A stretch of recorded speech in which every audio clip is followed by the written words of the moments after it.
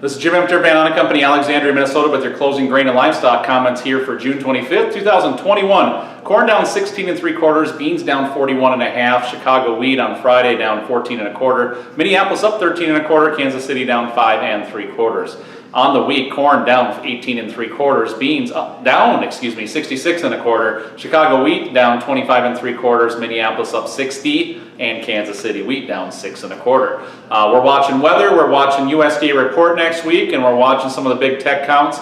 Market expectation for acres, 93.8 million out of the corn, 89.1 out of soybeans, and the all wheat at 46, spring wheat at 11.5.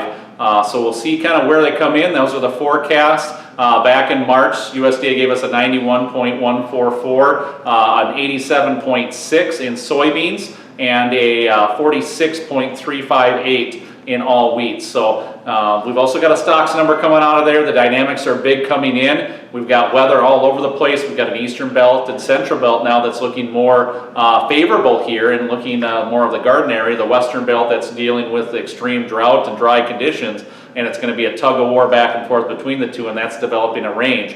Right now that range kind of pivots around 542 corn and 1368 November soybeans. So keep an eye on those counts. As we get either sides of those, they may give buy or sell signals, but we look for that to be the magnetic charge that kind of pulls these markets back into that range. And I need to come back for a minute. I said 1368 on that soybean. Volume point of control, it's actually 1268, excuse me, on that. When you look to the feeder cattle, down up 240 on the day. On the week, we saw feeders up 452 1/2. Live cattle steady on the day on Friday, up 177 1/2.